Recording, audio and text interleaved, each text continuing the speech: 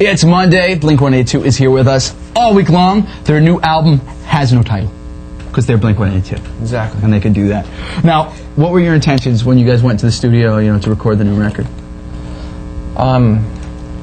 Mark, go for it.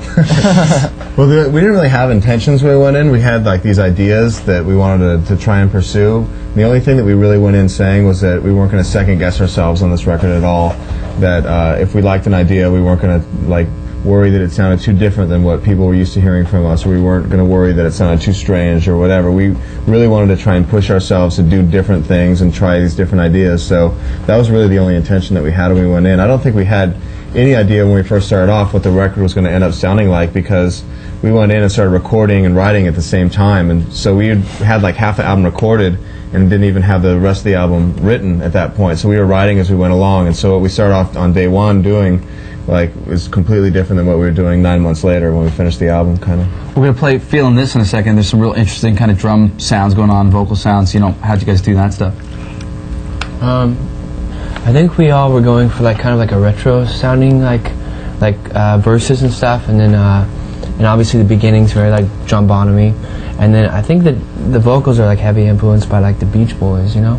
Yeah, the whole outro part with all the vocals going, we just love the Beach Boys, and they have such amazing harmonies and melodies and stuff that we kind of wanted to do something like that. So that's kind of how the outro of the song came around. It's funny, there's a lot of bands that really like the Beach Boys. I love the Beach Boys, and there's so many hard rock, like heavy bands that like love Beach ultimate Boys. Songwriter. Yeah, I know. That's just kind of funny that everyone's like, the Beach Boys are a big influence.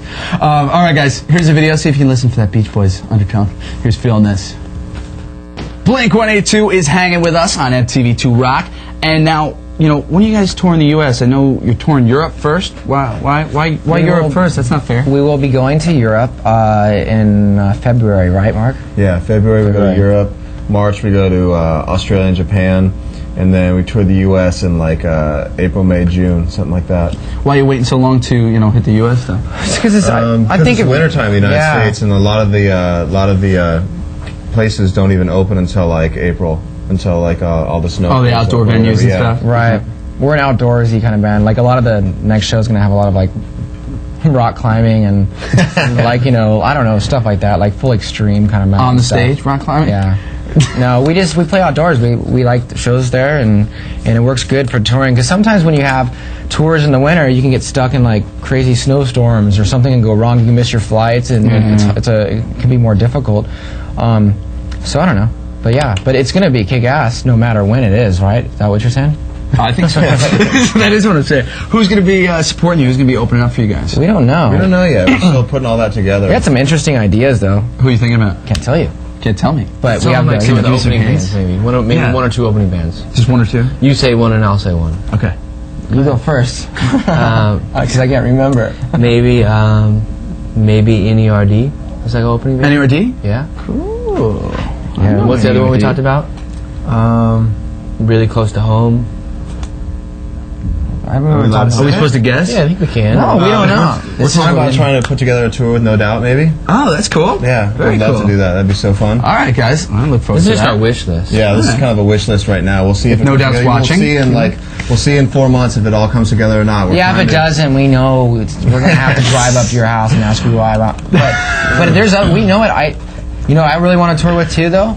Is I really would love to do something with like the Beastie Boys or something. Really? You know, if those guys are fun. Those guys would come back, and we have a lot of ideas of what we would like to do. You know, and we just haven't narrowed it down and really said what we want to do. But I think we've wet everybody's palates. All right, guys. Here's some story of the year. Who probably won't be touring with them. From Page Avenue, Until the Day I Die. Blink-182 is here with us, and the new album's very dark, a lot darker than, you know, all your albums have been. How'd you end up going down this kind of dark, scary path? we don't know. The art travels through us. Yeah, I don't know how. I feel like it's moody too. I don't feel like it's dark. I think times are really dark, but times are really like there's some really happy like, stuff. You know what though? I think they're more thought out chord progressions or musical progressions. You know, so it's just a little bit more complex. I think that gives it a more kind of sophisticated thing. And sometimes you think things are dark, but they're not really. You know? Well, it has kind of a filtered sound, you know, which I know comes from, you guys did a lot of production on this album, but, you know, everything's very, like, big. It doesn't sound as like fun as like say your last couple albums. I think it's fun musically, you know? Like it's fun actually to listen more fun for us It's a on different this kind of record. fun. Yeah, to be like to try these different ideas. I think last time we just like on the last records, which we worked really hard on. We love those records, but we really just had the songs all written, and it was just a matter of going in and recording them. And the fun was just that we wanted to play fast. We wanted to play, you know, we just wanted to go in there and belt out those songs. And on this one, the fun was in like the creative process and trying these different ideas and trying different instruments, trying different arrangements, trying different sounds. And I mean, this was a lot more. This is the funnest record we've gotten to record. No, I think you guys were successful. It's definitely got very big departure from the other stuff, but still, Thank you. Has the Blink-182 brand on it. All right, Blink-182 will be back again with us tomorrow. Right now, we got some Hoobastank. You heard this song yet? From The Reason? Really cool. Out of Control. It's really good. Enjoy.